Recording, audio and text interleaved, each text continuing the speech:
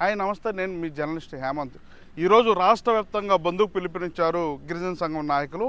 ఏదైతే విశాఖపట్నంలో జరిగిన ఒక సభలో ఏదైతే అసెంబ్లీ స్పీకర్ అయ్యన్ పాత్రుడు ఉన్నారో గిరిజన చట్టాలకు గిరిజనులకు వ్యతిరేకంగా మాట్లాడారు, గిరిజనులను కించపరిచే విధంగా వ్యాఖ్యానించారన్న అంశాలపైన గిరిజన సంఘం నాయకులు ఈరోజు రేపు 2 రోజుల పాటు బంధుకు పిలుపునిచ్చారు. ఈ బంధుకు సంబంధించి ఆంధ్రప్రదేశ్ రాష్ట్రంలో మన్యం జిల్లాలన్నింటిలో కూడా ప్రశాంతంగా జరుగుతూ ఉంది. వీరి ముఖ్య డిమాండ్లు ఏంటంటే 1/70 చట్టం, భూమి బదలాయింపుల చట్టం, అదేవిధంగా గిరిజన చట్టాలను ఏజెన్సీ ప్రాంతాల్లో ప్రశిష్టంగా అమలు చేయాలని, అదేవిధంగా గిరిజనులను అభివృద్ధి దిశగా అధికారులు ప్రజాప్రతినిధులు కృషి చేయాలని. కానీ ఎక్కడ జరగకపోవడంతో ఈ యొక్క బంధుకు పిలుపునిచ్చినట్లు గిరిజన సంఘం నాయకులు వీళ్ళు తెలియజేస్తూ ఉన్నారు. ఈరోజు మన జీలిమల్లి మండలంలో కూడా ప్రశాంతంగా అయితే ఈ బంధును జరుగుతూ ఉంది. అన్ని విద్యా సంస్థలు కానీ వ్యాపారాలు కానీ బంధుకు విజయవంతం చేశారు. సో దీంతోపాటు అల్లూరు జిల్లా పాడేరు ఇతర ప్రాంతాల్లో కూడా ఉదయం 5 గంటల నుండి ఈ బంద్ అయితే జరుగుతూ ఉంది. సో ఈరోజు మన జీలిమల్లి మండలంలో బంద్ ఏ విధంగా జరిగింది, నాయకులు ఏం మాట్లాడారన్న విషయాలు ఒకసారి చూద్దాం. ఈరోజు రేపు జరిగే మన్యం బంద్ను జయప్రదం చేయండి. ఈరోజు రేపు జరిగే మన్యం బంద్ను జయప్రదం చేయండి. మన్యం బంద్ను జయప్రదం చేయండి. మన్యం బంద్ను నశించాలి. శాసనసభ స్పీకర్ అయ్యన్ పాత్రుడు వ్యాఖ్యానాలు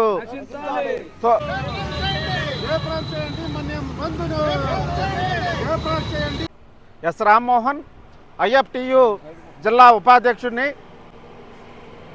ఆంధ్రప్రదేశ్ రాష్ట్రంలో సభాపతి అయినటువంటి అయ్యన్న పాత్రుడు గారు ఏజెన్సీ ప్రాంతం డెవలప్ కావాలంటే, ఏజెన్సీ ప్రాంతంలో కాంట్రాక్టు ఈ పెట్టుబడిదారులు రావాలంటే ఏజెన్సీలో ఉన్నటువంటి చట్టాలు సవరించాలని, ముఖ్యంగా 170ని సవరించాలని విశాఖపట్నంలో పెట్టుబడిదారుల సమావేశంలో మాట్లాడడం చాలా విచారకరమైనటువంటి విషయం. ఒక రాజ్యాంగబద్ధమైనటువంటి శాసనసభాపతిగా ఉన్నటువంటి అయ్యన్న పాత్రుడు గారు నేడు ఒక ఏజెన్సీ ప్రాంతంలో ఆదివాసీలుగా ఆదివాసీ సమాజాన్ని అభివృద్ధి చేసుకోవడం కోసం ఆనాడు బ్రిటిష్ గవర్నమెంట్ హయాంలోనే 1917 సమయంలోనే ఈ ఏజెన్సీలో ప్రత్యేకమైనటువంటి చట్టాన్ని చేశారు. ఆ తర్వాత 1956 ఈ భూమి బదలాయింపు నిషేధ చట్టం తెచ్చారు. ఆ తర్వాత 170ని కూడా తీసుకురావడం జరిగింది. ఇన్ని చట్టాలు ఇవాళ ఆంధ్రప్రదేశ్లో ఏజెన్సీ ప్రాంతానికి ఉంటే ఒక సభాపతిగా ఉన్నటువంటి అయ్యన్న పాత్రుడు ఇవాళ ఈ చట్టాలని సవరిస్తే తప్ప ఏజెన్సీ ప్రాంతం అభివృద్ధి కాదనేటువంటి మాట్లాడడం, ఇవాళ ఆదివాసీలని మొత్తం కూడా ఇవాళ ఆదివాసీల పట్ల ఇంత దారుణంగా మాట్లాడడం అంటే చాలా సిగ్గుసేటు.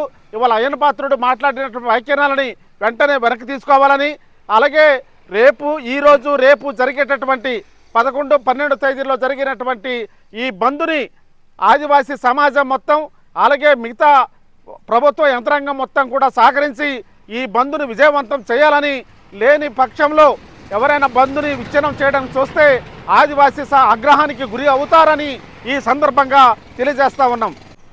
ఈరోజు జీలిమల్లి జరిగే బంద్ను వర్తక వ్యాపార సంఘాలు అలాగే స్కూళ్ళు అందరూ స్వచ్ఛందంగా ఇవాళ కట్టేయడం జరిగింది. ఈ రోజున 170 చట్టానికి తూట్లు పొడిచే అయ్యన్న పాత్రుడు వ్యాఖ్యానాన్ని వెనక్కి తీసుకోవాలని మేము తీవ్రంగా హెచ్చరిస్తున్నాం.